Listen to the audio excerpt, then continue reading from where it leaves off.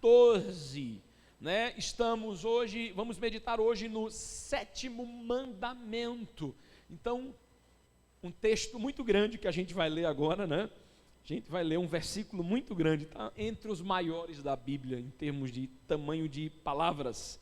Mas um texto curto, mas que trará, irmãos, tenho certeza, lições para a nossa vida. Diz assim, Êxodo 20, verso 14, o 7º mandamento: não adulterarás. Você pode repetir comigo? Não adulterarás. Esse é o 7º mandamento. E como, irmãos, a gente já viu anteriormente, na verdade a gente vem vendo ao longo de alguns domingos, desde o 1º mandamento, nós vimos, irmãos, que o decálogo, os 10 mandamentos, ele segue uma ordem. Eu sempre bato nessa tecla para que isso fique fixo na sua mente, né, e você possa ter isso bem cauterizado, né, bem fixo na sua memória, fazendo essa recapitulação. Como eu sempre tenho dito, segue uma ordem lógica e hierárquica. E aí ele trata sobre valores da minha relação com Deus, os 4 primeiros mandamentos, relação homem e Deus, relação, não é, espiritual, vamos assim dizer, a minha relação com Deus, e os demais mandamentos, os 6 últimos mandamentos, vai falar da relação homem semelhante, homem próximo, homem, né, raça humana. Nesse sentido, quando parte para a segunda parte do mandamento, que é o que a gente vem trabalhando, né, a gente viu que também tem uma ordem lógica e hierárquica da coisa. Primeiro, o mandamento que fala da relação social, fala da relação pais, relação parental, pai, honra pai e mãe. Logo em seguida vem a relação vida, a gente falou isso no domingo anterior, não matarás ou não cometerás assassinato, enfim, a gente viu as implicações disso. E logo em seguida, que é o texto de hoje, a gente vai falar sobre a relação matrimonial. Então perceba a ordem lógica: relação com Deus, relação familiar e relação com a vida. Os 3 pilares aqui, muito específicos aqui, irmãos, de prioridades, de princípios: relação espiritual, relação com Deus, vida, valor da vida humana, e a família, não é? Então a relação primária, pais, não é? Relação primária, pai e mãe, de onde Deus manifesta a vida, de onde Deus traz a existência da pessoa humana, chamada família primária. E logo depois, irmãos, o casamento, que é a família que você agora forma, né? A família que você constitui quando você escolhe uma pessoa para, junto com ela, formar uma nova geração de seres humanos, uma nova, né, descendência, dar início a uma descendência que vai se estender, né, por este mundo e por eras e eras e eras. Então aqui está um princípio hierárquico de importância: Deus, família e vida. É interessante que são valores que hoje estão sendo nitidamente bombardeados. Isso não é por acaso. Isso é um mundo anti-Deus, anticristo, antibíblico, um mundo que nitidamente vai contra os princípios da palavra de Deus, que nitidamente diz assim: essas leis divinas, esses princípios morais, né, esses valores morais transcendentes, porque isso aqui transpassa gerações, transpassa civilizações, transpassa, né, todo tipo de situação, reinos, eras, e ela continua viva, valendo, atuante. Por quê? Porque ela é a manifestação do caráter santo de Deus. Então nada disso aqui caiu em desuso, tudo isso se aplica, e aí trata desses valores tão importantes.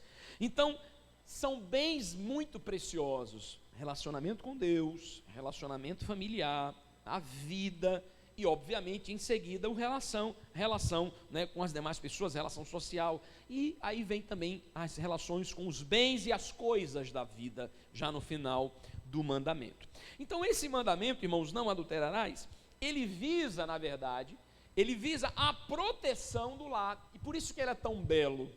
Quando você começa a meditar, um texto curtinho, né, você talvez olha, não adulterará, ok, adulterar.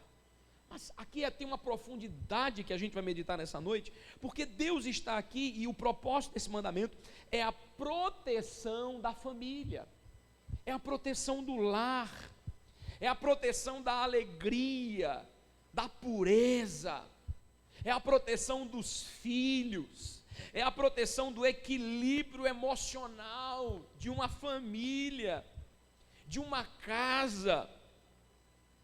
Porque pais que vivem um relacionamento conjugal saudável, fiel, íntegro, feliz. Ele transmite valores importantes para o seu filho, ele cria um ambiente saudável para a formação daquela criança.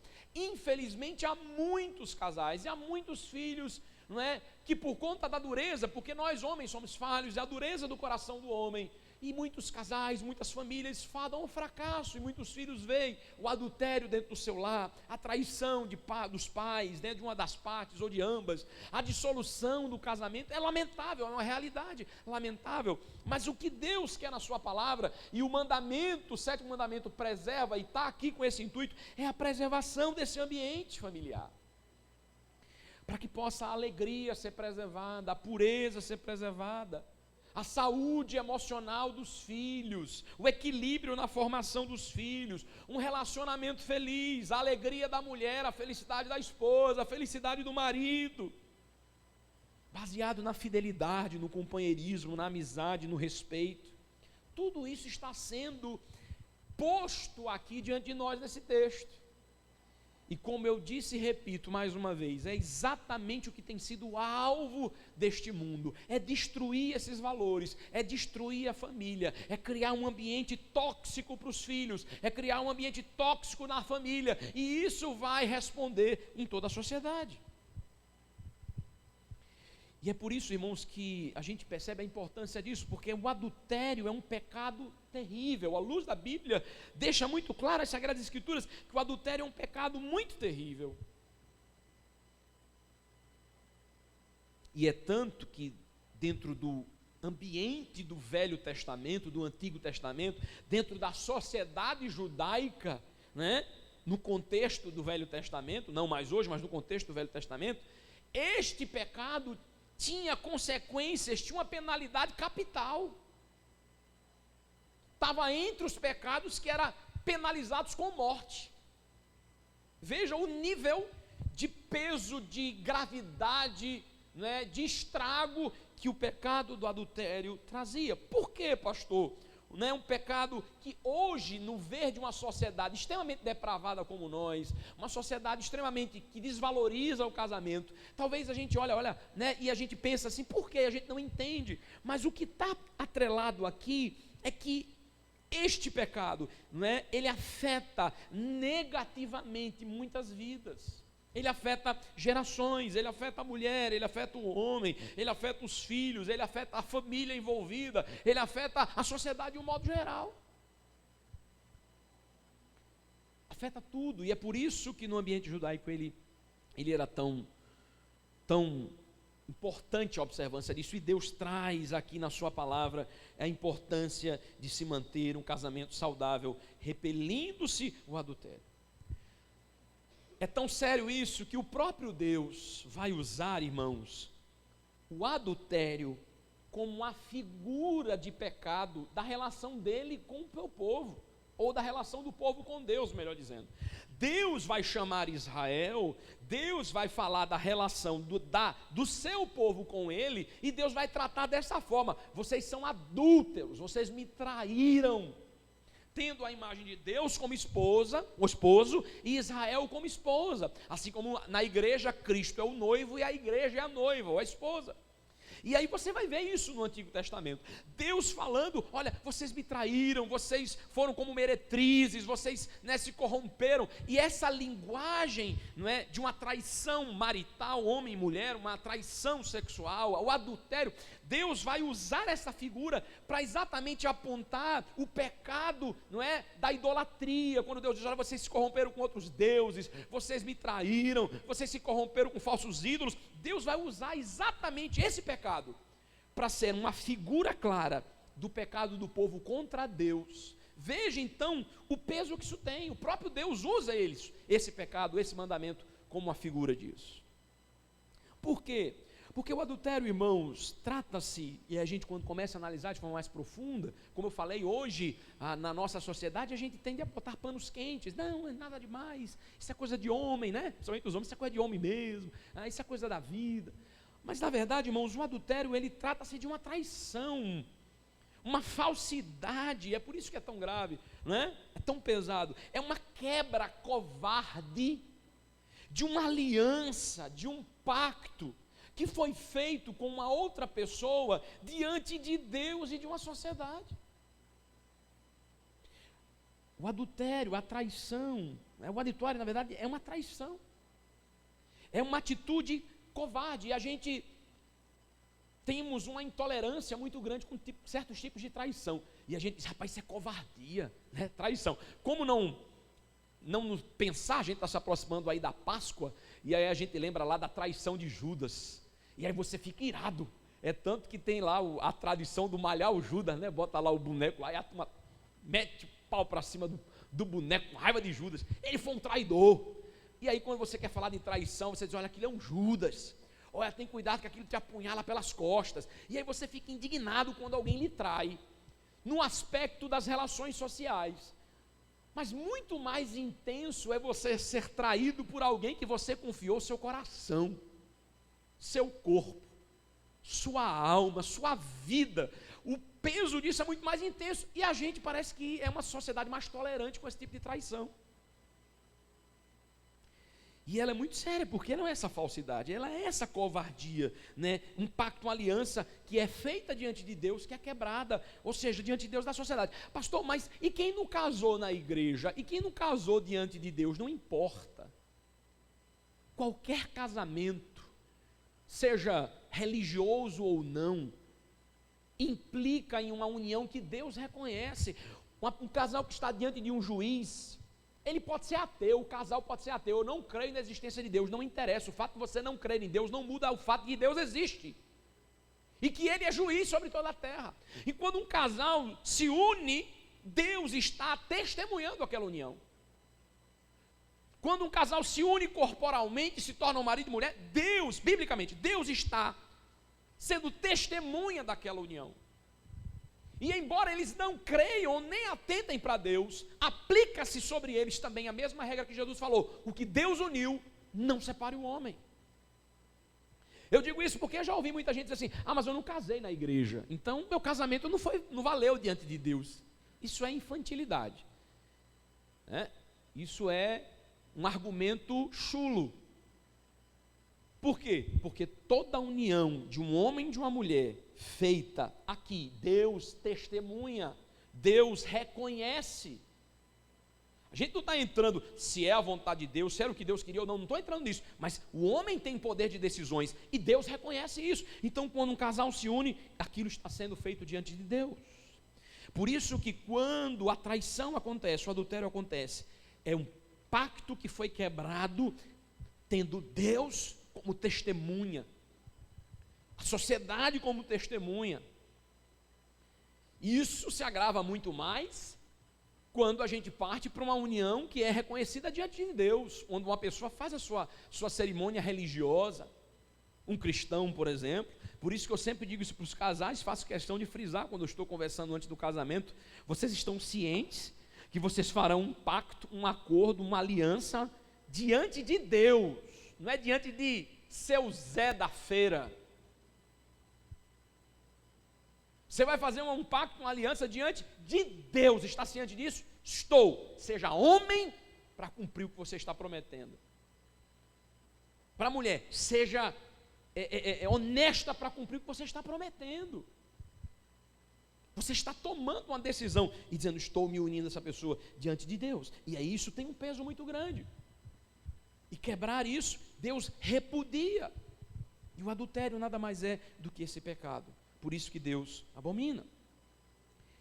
E meus amados irmãos, o adultério diz respeito à traição, à quebra de um pacto, diz respeito a um pecado, e aqui entra uma categoria de pecados: o pecado da área sexual.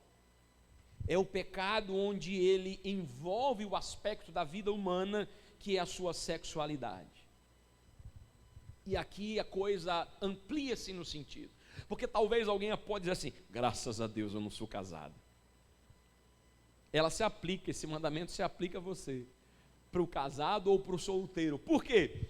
Porque aqui está contemplado o pecado ou os pecados da área sexual. Embora o adultério vá se aplicar primariamente a indivíduos casados, este mandamento não exclui, ou este aspecto, esta área que o mandamento abrange, não exclui os solteiros. Por quê? Porque aqui está genericamente abrangendo todos os pecados de ordem sexual. Todos. Não são enumerados, mas estão aqui num bloco.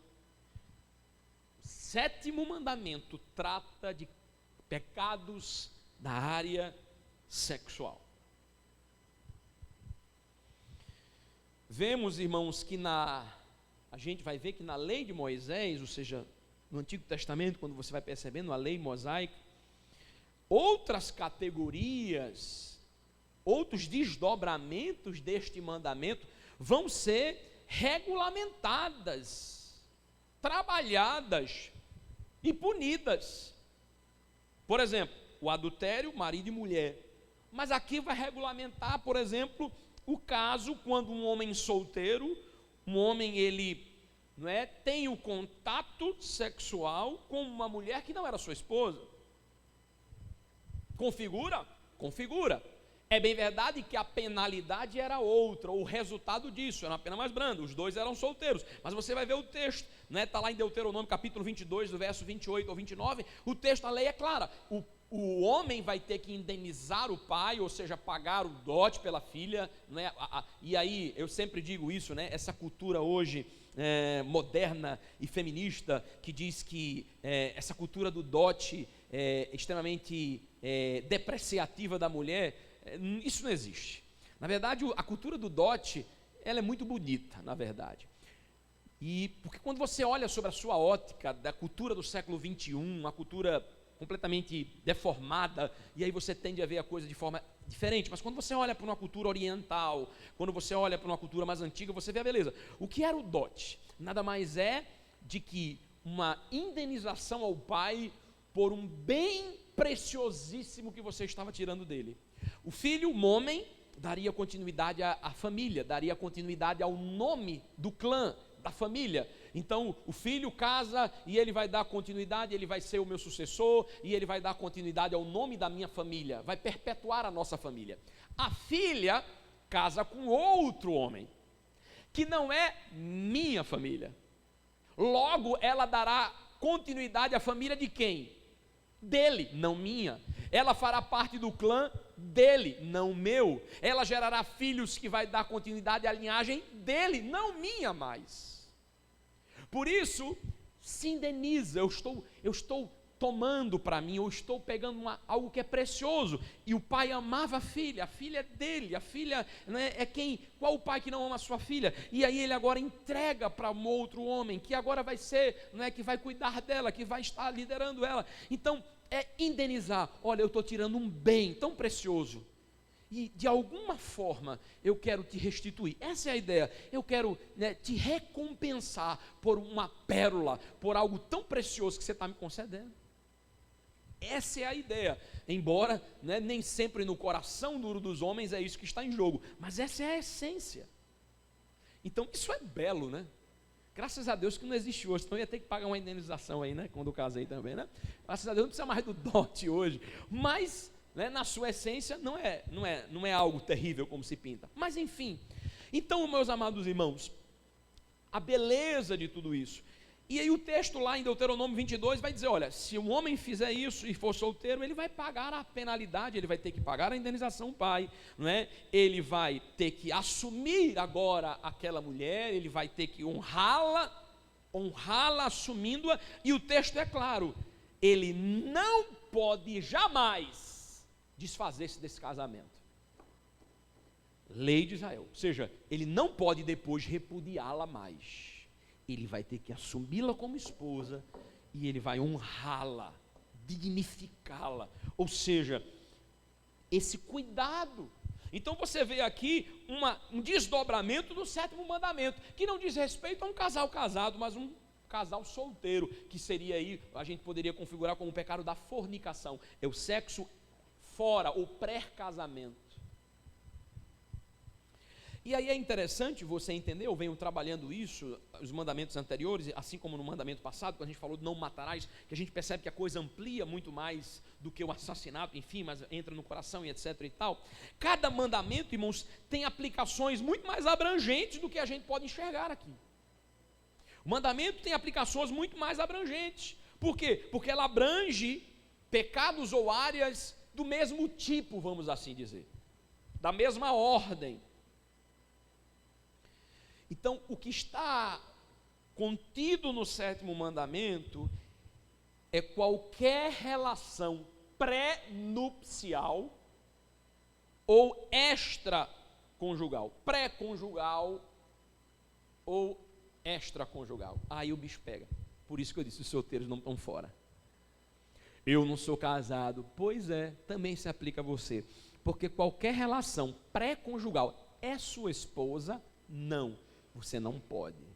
É seu marido? Não, você não pode. Por quê? Porque isto é pecado. Porque o sexo Deus criou para que o homem e a mulher deleite-se no leito sagrado do matrimônio, ou com a bênção do casamento. E isso, irmãos, parte desse pressuposto que estabelecido por Deus, o casamento, que Deus constituiu desde o Éden. Quando Deus fez Eva, entrega a Adão, e Adão olha e diz, osso do meu osso, carne da minha carne, mulher ou varoa, porque do varão foi tomada. E aí o texto diz, deixará um pai e mãe, unirá sua mulher, e se tornarão dois, uma só carne.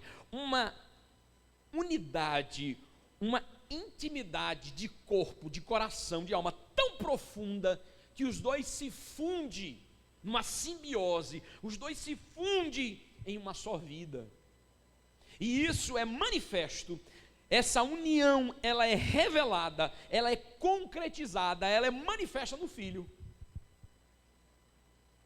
Os filhos vêm, nada mais é do que uma amostra concreta, palpável, desta união que jamais, poderá ser desfeita naquela vida. Foi gerado pelos dois, material genético dos dois, laços afetivos dos dois, são os filhos. Porque de fato o relacionamento íntimo entre um homem e uma mulher, que deve ser vivenciado no casamento, irmãos, é estabelecido por Deus, porque de fato, irmãos, é algo muito belo, muito profundo. E porque isso abrange também todos os aspectos, irmãos. É interessante que no grego, lá no Novo Testamento, o Novo Testamento é escrito em grego, a palavra aqui vai ser usada, é chamada porneia. E aí você vê no Novo Testamento ser trabalhada porneia. E o que é isso, pastor? Imoralidade sexual. Aí a coisa amplia muito mais. E aí fica muito mais clara que aqui está se referindo de qualquer impureza na área sexual. É a quebra do sétimo mandamento. E aí é importante entender algo, tá? Pastor, então o problema é o sexo em si? Não. E aí a gente entende isso à luz da Bíblia. O sexo não é o problema em si, mas é a forma pelo qual ele será vivenciado. É a forma pelo qual ele será desfrutado. É isso que o mandamento está trabalhando. O mandamento está condenando o experimentar, o degustar, o usufruir daquilo que Deus criou da forma errada, com pessoas erradas, no momento errado, no contexto errado. Por quê? Porque a sexualidade em si, irmãos, ela é um dom de Deus, ela é uma dádiva de Deus, não é? Uma dádiva que Deus fez ao homem, deu ao homem, à humanidade. Perceba, quando Deus olha para Adão e diz, não é bom esse camarada estar só, fale uma adjuntora que ele seja idônea. Gênesis capítulo 1. E aí Deus vai, apresenta a Eva, entrega a Eva. E o que Deus diz lá, antes do pecado? O que Deus diz lá para Adão e Eva? Crescei e multiplicai e povoai a terra. Como é que se faz isso? Pastor, então o senhor está dizendo que antes do pecado, lá no jardim do Éden, Adão e Eva namorou sem sombra de dúvida. É bíblico. E isto é puro, isto é bom, isto está lá, no que Deus disse assim, e viu Deus que tudo que fizera era muito bom, está incluído. Então essa ideia de que o sexo é um pecado, não, ele é bênção de Deus. desde que seja desfrutado como Deus estabeleceu para desfrutar. O problema é que o pecado toca. Tudo que o pecado toca, ele deturpa. Tudo que o pecado toca, ele denigre. Tudo que o pecado toca, ele macula. Tudo que o pecado toca, ele suja. E o pecado tocou no sexo também, em todos os aspectos da vida humana, inclusive na sexualidade. E aí deturpou, manchou, maculou. E se manifesta pecados nessa área. Mas a intimidade sexual em si é uma bênção de Deus. Por muito tempo, a igreja romana, a tradição da igreja romana, gradativamente ela foi induzindo, ela foi introduzindo uma ideia equivocada da vida sexual. Ela foi maculando, ela foi rotulando a atividade sexual como pecaminosa. A igreja romana fez isso durante muito tempo. Foi introduzindo, foi essa tradição distorcida das escrituras, e aí foi trazendo esse pensamento um tanto equivocado. É tanto que, irmãos, por volta do século XVI, naquele contexto de reforma protestante, para você ter uma ideia, o relacionamento sexual, a atividade sexual entre marido e mulher, era proibido nos dias santos. E sabe quantos dias santos tinha naquela época? 183 dias, vê que bronca, 1/3 do ano sendo proibido. Por quê? Porque se é um dia santo eu não posso ter intimidade sexual. Por quê? Porque a intimidade sexual é pecaminosa. Por muito tempo se transmitiu a ideia de que o fruto do pecado, quando Adão e Eva comeu a maçã, tudo aquilo ali era algo simbólico, mas que o pecado de Adão e Eva foi porque eles se descobriram sexualmente. Claro que não, irmãos, Deus abençoou eles com isso. Por que você acha que Deus criou o homem e a mulher com órgãos reprodutores, com capacidades reprodutivas, e ainda os mandou se reproduzir? Por quê? Claro que isso não é o pecado. Então essa ideia ficou inculcada e ela se impregnou em muitos aspectos da cultura ocidental. E de fato, além da natureza humana pecaminosa, esta tradição que até pouco tempo atrás os nossos avós ainda tinham, a ideia de que a intimidade sexual é apenas para reprodução, que intimidade entre o marido e a mulher, isso é coisa pecaminosa. Até os nossos avós e bisavós, muitos deles, às vezes na tradição religiosa, pensavam dessa forma. E é verdade que isso prejudicou e muito os casamentos, aguçou o pecado de muita gente. Por quê? Porque eram não supridos, não viviam uma vida íntima plena, não viviam uma vida íntima abençoada, e aí, entendendo que não podia porque era pecaminoso, buscava em outras fontes, em outras alternativas, em outros lugares, que não no casamento, a satisfação. Veja como a interpretação equivocada, o ensino errado, o entendimento errado das escrituras pode corromper todo o sistema. Isso prejudicou muito, e aguçou, e depravou os pecados sexuais, que sempre existiu desde os primórdios, desde os descendentes de Caim, que está lá e já vai pegar 2 mulheres para si, e aí vem a bigamia existir. Então sempre existiu, mas isso vai ser aguçado muito mais. Isso não é muito distante de hoje, não. Há muitos segmentos religiosos, inclusive no nosso meio, quando eu digo no meio evangélico, que ainda cometem esse mesmo erro. E há pouco tempo atrás isso era muito comum. Não, porque isso é pecado. Talvez esse meu sermão fosse impugnado em muitas igrejas. Esse pastor está pregando e falando sobre intimidade sexual. Que coisa constrangedora. Bíblico. Nem se falaria. Isso é pecado, isso é pecaminoso. Não é apenas. Isso se pensou no meio dos evangélicos. E ainda tem certas denominações de igrejas que muito na mente do povo isso ainda é uma verdade. E abre espaço para o pecado, abre brecha para o Satanás operar. Por quê? Porque a pessoa não vive aquilo que a Bíblia permite que ela viva plenamente, e a sua natureza pecaminosa vai buscar saciar isso, e o diabo vai dizer assim: eu tenho outras opções para você. No entanto, irmãos, à luz das escrituras, a gente vai ver o contrário. A gente vai ver, como eu falei, que isso é uma área da vida conjugal. Essa área da vida conjugal, ela é bênção, ela é honrada, ela é estimulada.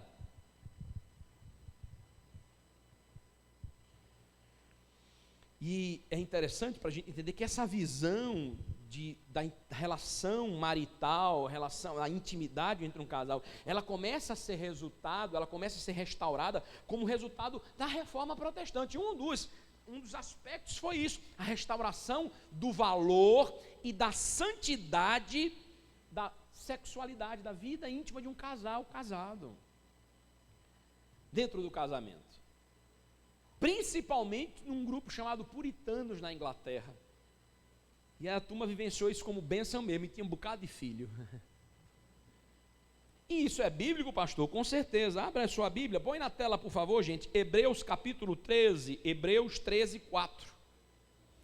Ou seja, esse valor, não é esse valor da santidade, da pureza, da intimidade, do leito. Olha o que diz o autor de Hebreus: digno de honra entre todos seja o matrimônio, o casamento, bem como o leito sem mácula. Leito do casamento é o que, irmãos? É o lugar da intimidade do casal. Ele está dizendo que o leito é digno de honra, deve ser sem mácula, não deve estar manchado pelo pecado, né? Porque Deus julgará os impuros e os adúlteros. Ou seja, o leito do matrimônio, um homem e uma mulher debaixo da bênção de Deus, isso é bênção. Deus vai julgar os impuros, Deus vai julgar os adúlteros, Deus vai julgar aqueles que pecam nessa área, mas aqueles que vivem no leito sem mácula, sem depravação, sem nada que ofenda a Deus, mas que vivem a sua intimidade sexual debaixo da bênção de Deus, o que a Bíblia estabelece, esse é puro, é digno de honra, é bíblico. Ao contrário da visão tradicional romana, de que a intimidade sexual era apenas para procriação, a visão bíblica é pelo contrário.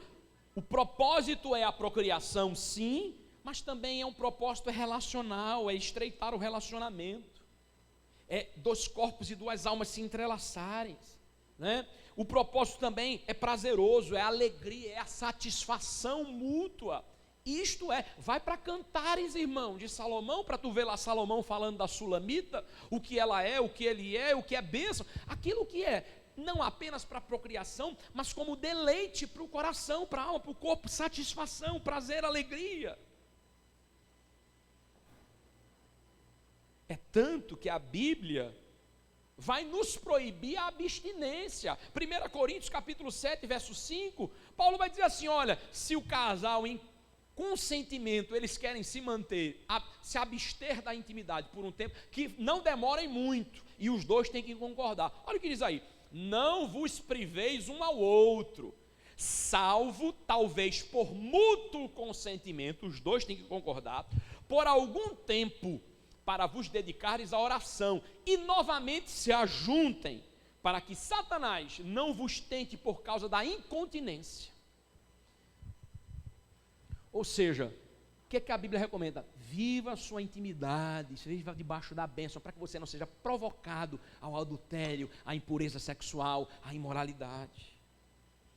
O 7º mandamento, irmãos, visa proteger essa bênção. É por isso que está aqui. Visa proteger, não é algo que Deus criou que é belo, mas que foi tocado pelo pecado. O mundo vai dizer que o cristianismo, ou que a Bíblia, ou que o crente, ele é reprimido. Vocês são reprimidos nada. Pelo contrário, quando você vive o princípio bíblico, nós somos sexualmente livres para vivermos sem peso, sem angústia, mas vivermos uma vida plena, alegre, feliz, uma intimidade saudável diante de Deus. Somos senhores do nosso próprio desejo, e não o desejo nos domina. Não é o desejo que domina, mas nós que desejamos, nós dominamos o desejo. É isso que a Bíblia diz.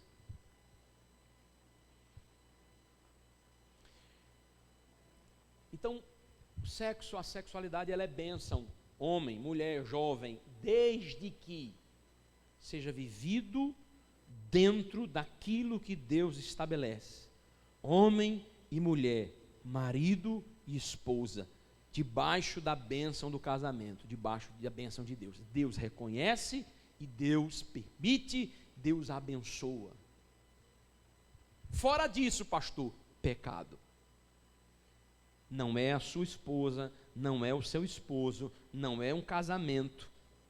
Então, relacionamento pré-conjugal, relacionamento extraconjugal, cai no 7º mandamento, pecado. E esse é um pecado, irmãos, que ronda a todos nós. De uma forma ou de outra, todos nós somos rondados por essa sombra, por esse pecado, todos os dias. São os pecados da área sexual, contempladas no 7º mandamento. Os casados devem vigiar. Você marido, você irmã, homem, mulher, marido, esposa, vigie. Você solteiro, também. Você casal que está namorando noivo, vigie para não cair no pecado do 7º mandamento, na área sexual, pecado. Como a gente falou, né, anteriormente, este é um mal, irmãos, que vai abundar dentro da nossa sociedade. Quando eu falei sobre morte, na mensagem passada, eu disse a nossa sociedade é a sociedade, a cultura da morte, lembra disso? E aí a gente viu como a morte nos cerca, como a morte ela faz parte do dia a dia das pessoas. Aqui não é diferente também não.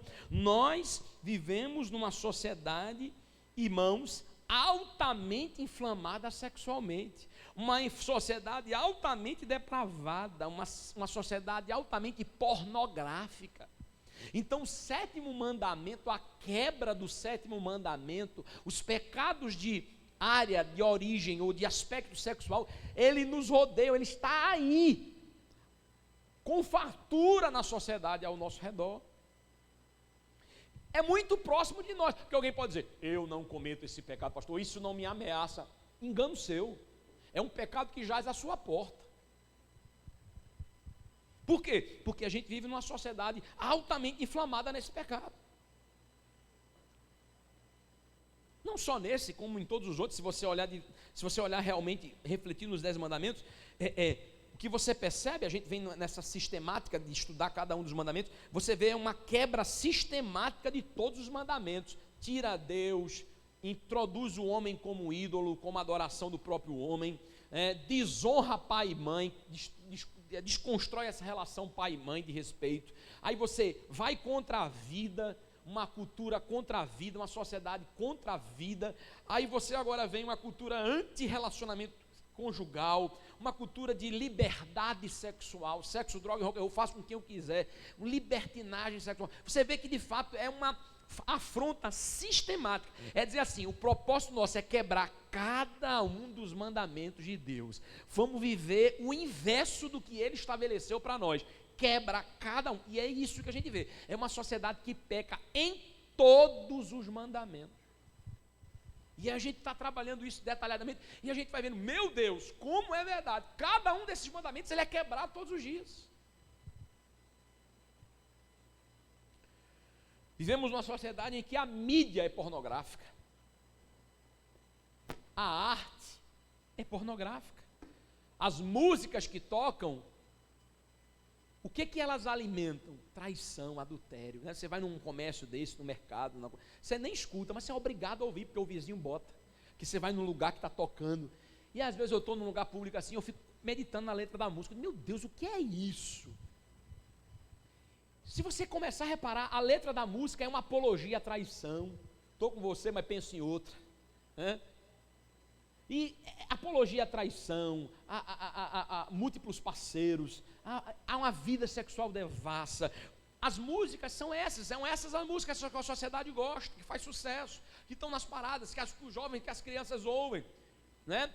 Essas músicas aí que tocam, né, que eu não sei nem que ritmo é esse, que são verdadeiras pornofonias tocadas, que a letra da música são atos sexuais sendo cantados e gesticulados, né? Como vimos aí uma celebridade, entre aspas, no nosso país, uma mulher, não precisa dizer o nome, porque vocês sabem bem que legiões de demônios atuam naquela mulher, o espírito pombagira opera naquela mulher, que os seus shows são atos sexuais encenados, mas está lá, é o ícone, é o objeto de desejo dos homens, é onde as meninas se espelham e dizem, eu quero ser sensual como ela. As músicas inflamam a sexualidade, a depravação. Há muitos pais que não percebem e às vezes induzem as suas filhinhas pequenas, já introduzem nesse meio. Vá, minha filha, dance, olha como ela é linda, como ela dança, como ela requebra. Você está incitando a sua filha desde jovem esse tipo de coisa, com roupinhas indecorosas que não cabem a uma criança. Eu já contei isso aqui, certa feita eu estava num determinado lugar, irmãos, e como eu falei, obrigado a ouvir. E eu sentado numa mesa, era um ambiente público, e aí tinha umas pessoas numa mesa lá, e um camarada com uma bebê, uma menina sentada no colo, e ele botou o seu caixinha de som lá, irmãos, e ele começou a tocar uma música, e ele começou a brincar com a sua filha dançando. Mas, irmão, a letra da música era de uma depravação absurda.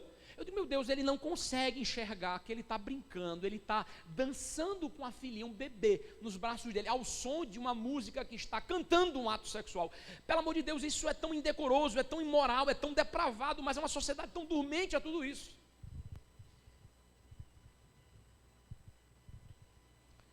Então a arte, a música, a mídia, o marketing, para vender tem que botar a mulher seminua, a gente tem que apelar para a sensualidade.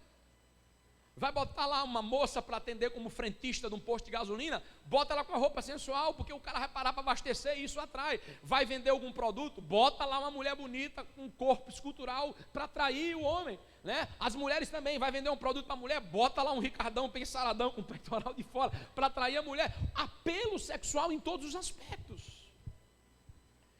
A dramaturgia, os filmes, as séries, é isso, é só isso que se vê. As novelas, as tramas, é exatamente isso. Repare, fulano, casado com Beltrano, reencontrou seu grande amor e vai viver seu amor. Traição, adultério. E o que as pessoas fazem, Moacir? Torcem por isso. Poxa, eu quero que ela seja feliz. Sem perceber, as pessoas torcem pela traição, as pessoas torcem pelo adultério, e aí bota a imagem de um marido ruim, ou de um marido indiferente, ou de uma mulher indiferente, e aí você começa agora, e às vezes até os crentes assistindo a televisão, a novela, ou a série, fica torcendo, eu quero que ele seja feliz. Isso é uma mensagem, isso é uma ideologia transmitindo, olha, felicidade está fora do teu casamento, intimidade sexual prazerosa é fora do teu casamento. Isso está sendo incutido nas pessoas, mas isso faz parte. A mídia, a música, o marketing, a educação, pastor, também as nossas crianças estão sendo erotizadas, você sabe disso, ensinadas desde pequenininha o que é a sexualidade, coisas que elas estão, a própria ciência diz isso, elas estão no estado de latência. A psicologia, a criança ela está no estado de latência, ela não tem libido, então ela não sabe nem o que é aquilo. Por isso que criança ela não desperta para isso, ou não deveria ser despertada para isso. Mas o que é que estamos fazendo, quando eu digo nós, eu digo a sociedade, induzindo as crianças precocemente a uma vida sexual, a comportamentos, a músicas, a gestos obscenos, enquanto ela deveria ser privada disso, até que ela alcançasse o momento natural da vida para ela despertar para isso. E nessa geração, irmãos, tão depravada sexual, a gente tem visto, sempre houve, mas a gente tem visto de forma volumosa, os abusos sexuais contra mulheres, contra crianças, né, contra indefesos em pessoas, enfim. O que é isso? Uma sociedade doente, uma sociedade depravada. Por isso que lá, a palavra de Deus vai dizer, lá em Romanos, o Senhor vai dizer, Deus os entregou às suas paixões infames. Por isso que a palavra de Deus vai dizer que os nossos dias serão dias piores do que Sodoma e Gomorra, que vivia a sua depravação. Já estamos nesse nível. Vivemos numa sociedade extremamente erotizada. E aí esse mandamento, irmãos, toca profundamente, dialoga profundamente com os nossos dias.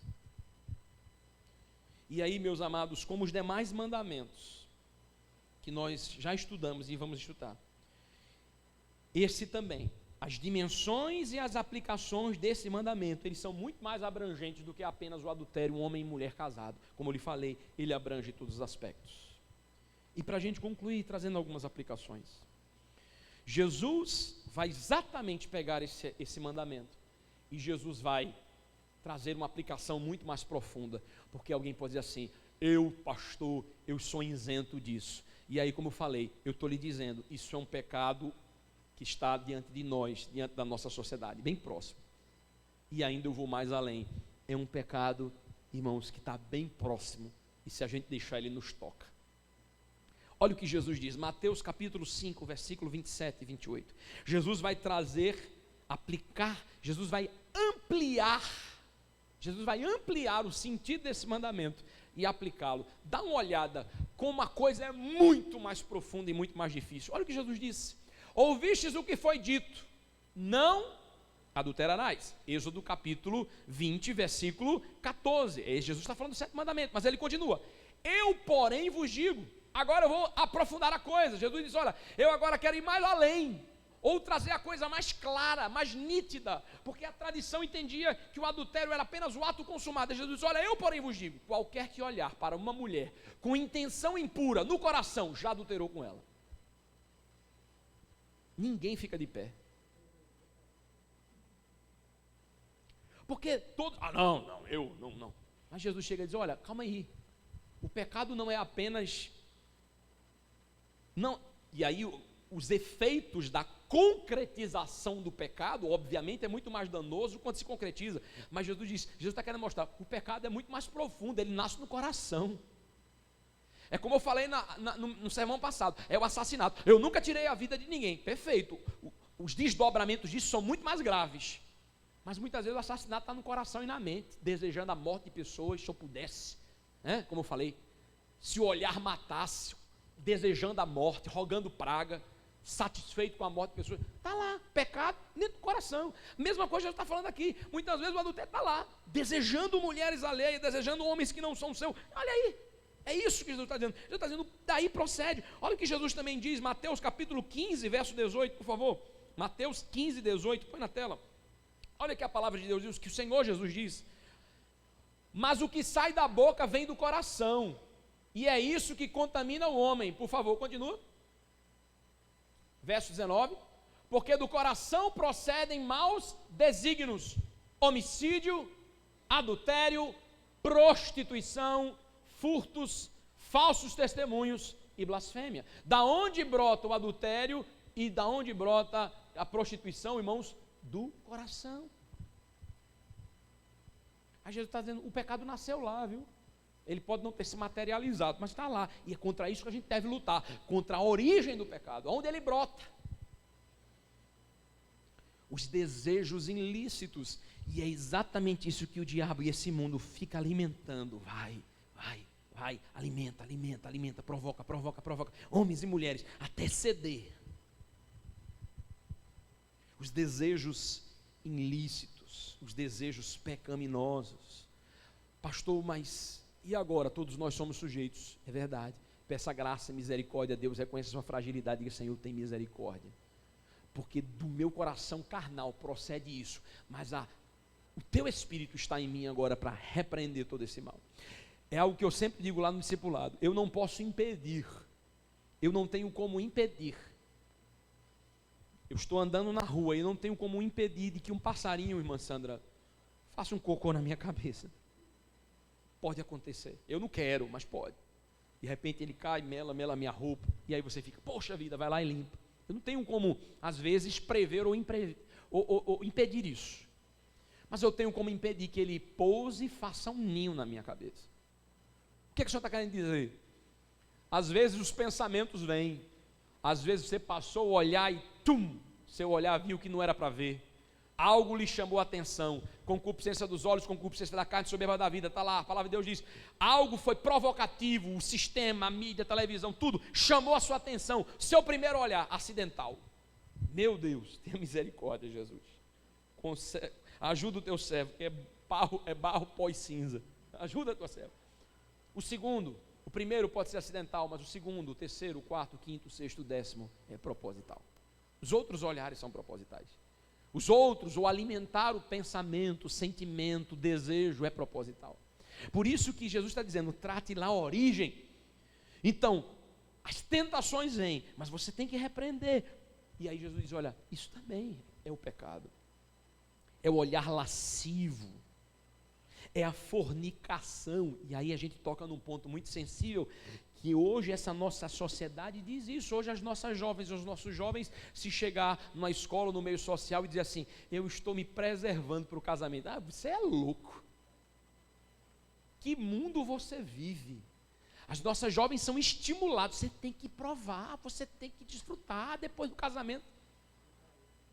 É o careta. Se um jovem, um rapaz cristão chegar e dizer assim, não, eu estou me preservando, ele vai ser motivo de chacota. Que seja, jovem.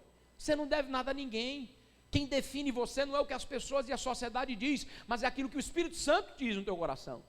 Quem te define é aquilo que você crê, aquilo que eu me importo com o que Deus pensa de mim, não é o que os outros pensam de mim. Os outros podem pensar que eu sou careta, os outros podem pensar que eu sou quadrado, não importa, porque eu estou preocupado com a opinião de uma geração caída, de uma geração depravada, de uma geração inimiga de Deus. Eu me importo com o que Deus pensa de mim. Não ceda, não se corrompa, não venda. E um dos grandes problemas hoje, isso é fato, um dos grandes problemas hoje dos casais, conseguirem viver uma vida de fidelidade monogâmica, um homem e uma mulher pro resto da vida, feito arara, é porque os jovens hoje, antes de casar, eles têm múltiplos parceiros, André. Ele casa, mas ele já passou por 5 e 10, ou 10 talvez. Pergunta uma coisa, uma pessoa que já passou por 10 ou 5 pares, ela vai conseguir passar o resto da vida dela só com uma? Pode, com certeza, porque Deus faz a obra, mas ela terá muito mais dificuldade do que aquele que diz assim, eu só conheci uma e é com esse que eu vou ficar pro resto da minha vida. Você se colocará sobre tentação muito mais severa do que aquele que buscou uma vida piedosa e se preservar. Então, quer arrumar problema? Enverede por esse caminho. Por isso que eu digo sempre aos jovens e adolescentes, quando eu estou falando, não entre por esse caminho, porque isso vai lhe gerar problema. Não entre na pornografia, não entre nesse tipo de prática. Por quê? Porque você vai ter um inimigo, um gigante depois, para lutar todos os dias. Trabalhar com pessoas, e já lidei com isso, pessoas que dizem, pastor, eu enfrento esse gigante todo dia. É o gigante, agora convertido, nova vida, e aí está lutando contra isso. Por quê? Porque lá atrás foi alimentado, porque lá atrás enveredou pelo caminho, a pornografia e as coisas, e agora é uma luta constante. É uma luta para todo mundo, mas para esse que já, que vivenciou isso, é uma luta muito mais severa, muito mais cruel. Então cuidado com a relação pré-conjugal. Guarde-se, preserve-se, a Bíblia diz isso, para que você possa se entregar para aquela pessoa que você vai dedicar sua vida toda para ela. Estar junto, isso é a bênção de Deus, e você vai desfrutar do melhor de Deus para a sua vida. Então, a relação extraconjugal, não precisa nem dizer. Você tem a sua esposa, fique com ela. Ninguém lhe obrigou, você escolheu, você prometeu, honre o seu compromisso. A velhice vem, e com ela as marcas da idade, mas você vai continuar amando e sendo fiel a essa pessoa todos os dias da sua vida, porque amor não é apenas um sentimento, amor é uma vontade. Essa ideia de que amor é sentimento, amor é muito mais do que isso, amor é vontade. Eu prometo te amar, eu prometo ser fiel a você, é isso que um casamento implica, todos os dias da minha vida. Deus nos ama, por quê? Porque Ele olhou para a gente, se eu estou apaixonado por Ele, Deus decidiu, disse, vocês não, eu vou amar vocês. Amor é vontade, é desejo, é dizer assim, eu vou te amar. Então, marido e mulher, compromete-se a amar, e aí o sentimento, a afetividade, a atração, isso tudo deve ser nutrido, mas é muito mais profundo, como eu falei, amor, é exatamente decidir. Então, irmãos, essa relação ela precisa ser mantida, então você precisa escolher o seu cônjuge, e ter uma relação abençoada, e não cair nesse pecado. E quantos homens e mulheres hoje, irmãos, casados, mas que muitas vezes têm caído nesse pecado, não de forma física, mas virtual. Isso é uma realidade terrível, mas é muito mais comum do que você imagina, inclusive dentro de muitas igrejas. A gente conversa com muitos pastores e trocamos experiências, isso é uma realidade que tem sido um problema sério. Está lá no seu celular, irmão, você não precisa ir longe não, está lá, basta você está vendo uma coisa que não tem nada a ver, vai aparecer na sua tela lá, um convite, uma proposta, uma imagem, para você entrar, acessar, ver, e daqui a pouco você está preso, escravizado aquilo ali. caindo no sétimo mandamento, trazendo problema para a sua vida, dando brecha para o diabo agir na sua vida, no seu casamento. Não só homem, mas mulheres também. Então, muito cuidado. O olhar lascivo, concupiscência, o desejo. Cuidado com as conversas imorais, indecorosas e obscenas. Às vezes no ambiente de trabalho, na faculdade, às vezes nas redes sociais, e ninguém vê, mas você está lá, kkk, e como a gente é tolo, como a gente é estúpido, como a gente é abrupto, como a gente é, ninguém está vendo. Oh, meu irmão, aquele que vê todas as coisas está vendo. Que leseira, né? Minha esposa não viu, ninguém viu, o pastor não viu, e o que importa eu ver? Eu não posso fazer nada, eu só posso orar por tu. Agora o justo juiz viu. Aquele que vê todas as coisas, que nada se esconde dele, está vendo e está registrando. Então é chegar a dizer: Senhor, tem misericórdia de mim. Cuidado com as conversas. Pastor, eu estou sendo tentado nessa área, Deus está falando no meu coração, é no ambiente de trabalho, é na faculdade, isso está acontecendo. Corra feito José, fuja da mulher de Potifar. Você, irmã, fuja, jovem, fuja. E aí o mundo vai dizer: quem foge é covarde. Pelo contrário, só foge os valentes, só foge o forte, porque o fraco cede, o fraco cai, o fraco não tem força. Quem foge é o forte, quem foge, quem resiste é aquele que tem determinação, força com o Senhor, e diz assim: eu não vou ceder ao pecado. Então se afaste, se aparte disso, para que isso não gere problema para você. As conversas indecorosas, as piadinhas, isso é muito comum. E aí a gente acha que isso tem nada demais, mas está caindo nesse erro também. Por favor, gente, Efésios capítulo 5, agora eu quero na versão NVI, porque fica mais clara, por favor, porque tem algumas expressões, né, que são pouco comum, mas bota aí na NVI, Efésios 5, do 3 ao 4, Efésios 5, a gente já está terminando, do 3 ao 4, e olha o que diz: entre vocês não deve haver nem sequer menção de imoralidade sexual, nem menção, nem de nenhuma espécie de impureza ou cobiça, desejos, pois essas coisas não são próprias para os santos. Continua: não haja obscenidade em conversas tolas, nem em piadas indecentes, que não são apropriadas, mas em vez disso, ações de graça. Foi até o 4? Pronto, até o 4. Cuidado com a conversa, com as piadinhas, com a brincadeira, porque, irmãos, é o que está lá em Salmo de número 1. Bem-aventurado o homem que não anda no conselho dos ímpios, não se detém no caminho dos pecadores, e nem se assenta à roda dos escarnecedores. Eu entendo ali como algo gradativo. Ele ouve o conselho, daqui a pouco ele está andando pelo caminho, e o final, ele está sentado na roda dos escarnecedores. O diabo é muito sutil, ele vai começar com conversas, brincadeiras, piadinhas e propostas. Hoje, esse mundo tenta isolar, separar o relacionamento sexual das outras relações. Não, é só sexo, é só relacionamento, é só prazer por prazer, isso é pecado. Não se separa a relação sexual das uniões, das relações inerentes, emocionais, afetivas, pactual, casamento, o pacto sendo firmado. Ou seja, o relacionamento sexual faz parte de uma união total, ela só pode ser vivenciada quando há uma união total. Então preserve-se. E por fim, há uma estreita relação entre a sexualidade e a espiritualidade. Ou seja, a questão da sexualidade se relaciona estreitamente com a questão espiritual também. Abre muitas brechas para o diabo agir.